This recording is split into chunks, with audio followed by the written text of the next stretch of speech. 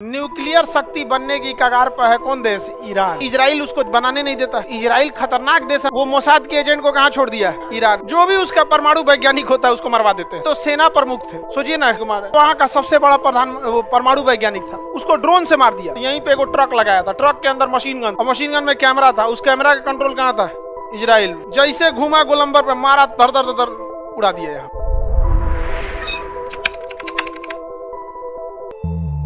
क्या कुवैत की सीमा ईरान से लगती है? ईरान से नहीं लगती। सऊदी अरब और किससे लगती है? सऊदी अरब और इराक। आईएसआईएस आतंकवादी किस एरिया में है?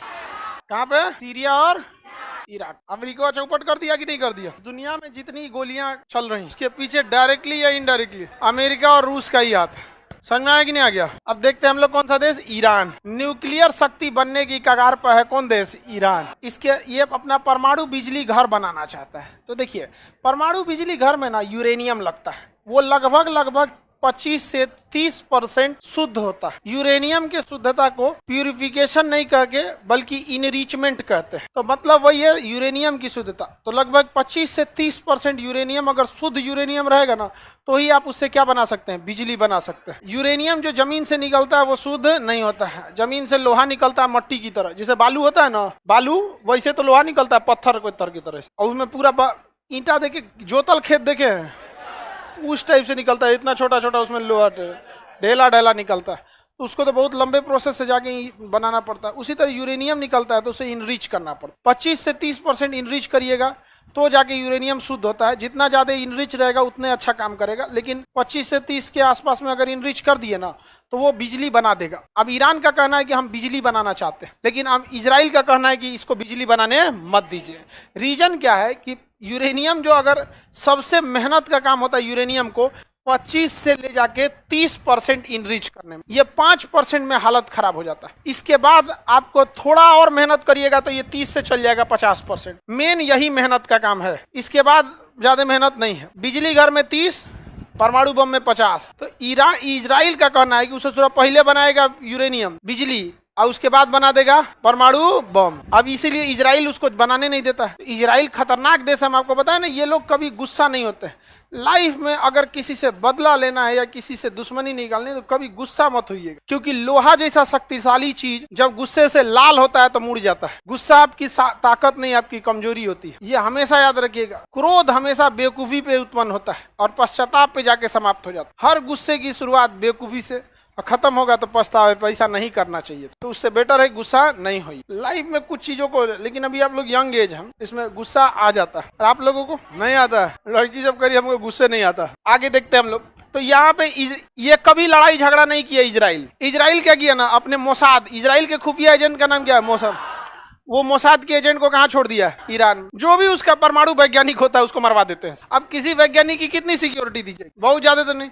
तो क्या करता है सिक्योरिटी गार्ड, जिसका 1 लाख सैलरी, उसको 10 करोड़ दे देता है। खुदे बता देता है नाश्ता खाना कब करेंगे, कहाँ मुड़ेंगे, यहीं अपने बताता है, मार देगा। समझ में गया कि नहीं? कासिम सुलेमानी तो सेना प्रमुख थे, सोचिए ना, कासिम सुलेमानी को मारा। फकीर ज्यादा वहाँ का सबसे बड़ा परमाणु वैज्ञानिक था, उसको ड्रोन से मार दिया। मतलब उसको पता था कि एक गोलंबर के पास घूमेंगे, तो बता दिया था इस गोलंबर के पास घूमेंगे। जैसे घूमना था ना, तो यहीं पे एक ट्रक लगाया था, ट्रक के अंदर मशीन गन था, और मशीन गन में कैमरा था। उस कैमरा का कंट्रोल कहाँ था?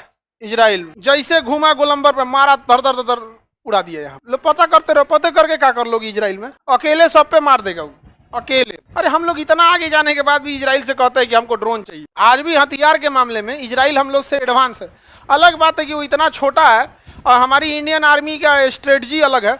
बाकी के दुनिया के देश जो लड़ाई लड़ते हैं ना, वो लोग हथियारों से लड़ाई लड़ते, और हम लोग में ना हथियार मतलब नहीं, बाद में हथियार चढ़ जाता है सब पहले ही, क्योंकि देहाते से लड़ाई चालू हुआ है। लाठी डंडा बाद में, पहले झपट के कूद जाओ, बाद में सजुरा कुछ देखा जाएगा। तो भारत का सैनिक जो होता है ना, अब खुद सोचिए ना, लखनऊ के थे कैप्टन मनोज पांडे, ठीक है, लेफ्टिनेंट थे।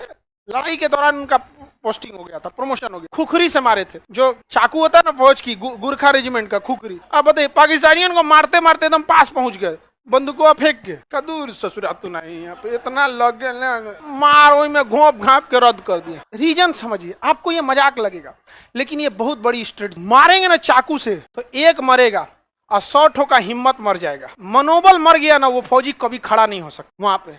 ये तो इसके ऐसा मारने के लिए आपके पास भी तो दिल होना चाहिए ना। यहाँ मार, मनोज पांडे पहाड़ पे चढ़ के मार रद्द कर दिए। एक ठो लगभग 1 किलोमीटर की दूरी पर स्नाइपर लेके खड़ा था। स्नाइपर होते हैं ना, छुपे रहते हैं से एक जगह, ऐसा कपड़ा पहनेगा सब कि दिखबे नहीं करेगा, सब झाड़ी में रहेगा तो हरियर पतई ओढ़ लेगा, सब दिखबे नहीं करेगा।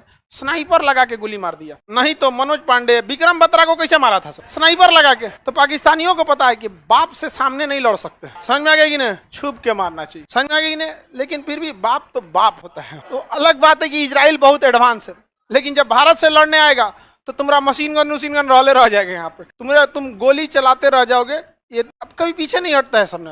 भारत के किसी सैनिक की जब बॉडी आती है ना, कम से कम 15-20 को गोली लगल। इतना बहादुरी देखिएगा ना कि क्या मतलब, कारगिल की लड़ाई में जिन फौजियों को गोली लग गई थी ना, उनमें हिम्मत नहीं था कि बंदूक उठा सके, तो वो लोग खड़े होकर बस सामने खड़े हो जाते थे कि जो गोली आ रहा है अपने पे रोक ले, देख रहे हैं कि अब हम बचने वाले नहीं, तो अपने पे रोक ले।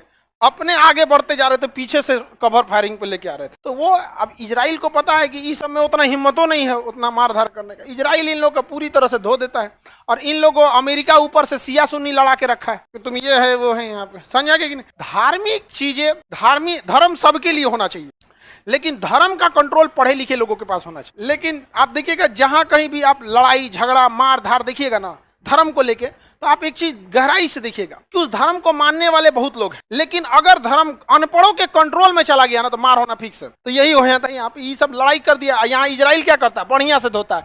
ईरान परेशान है अपने उसको परमाणु वैज्ञानिकों को लेकर, कहता है कि तुम बनाओ ना, हम मारिए देंगे तुमको। समझ में आएगी नहीं क्या? कुवैत एकदम छोटा है, उसके बारे में पढ़ना कौन चीज। कुवैत पेट्रोलियम के लिए है, और इसके ऊपर कौन मारा था? इराक।